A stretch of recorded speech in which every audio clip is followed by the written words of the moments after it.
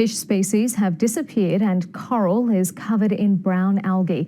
Those are some of the revelations from one of the first snapshots of long-term bleaching damage on the northern Great Barrier Reef.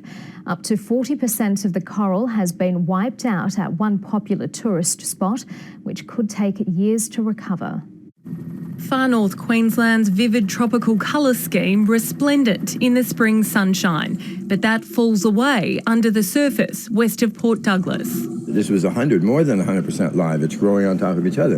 And now you go down there and there's from certain patches are 30 to 40% mortality.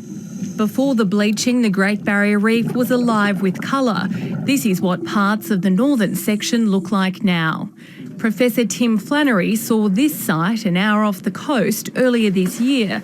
He and Climate Council colleagues have returned to inspect the damage. You know, there's not only the coral bleached in April, May dead, but there's now new damage to coral that survived that event. So this is an ongoing disaster. Much of that coral that bleached has died and it's started to become covered in algae. So it's a sort of greeny, browny, sort of sludgy stuff. Earlier this year, aerial and underwater surveys revealed bleaching had killed 35% of coral in central and northern parts of the Great Barrier Reef.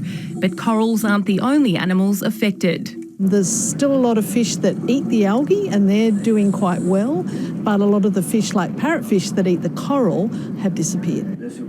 Tourism operator John Rumney has been visiting this reef for more than a decade. He says visitor numbers are still healthy. Universally, the tourists come out going, that was great. You know, I mean, they don't even know what they're looking at or what they miss. Other parts of the Great Barrier Reef haven't been as badly affected. Reports are already surfacing of repair in some bleached sections. But in these northern reaches, a longer recovery is expected. Stephanie Smale, ABC News.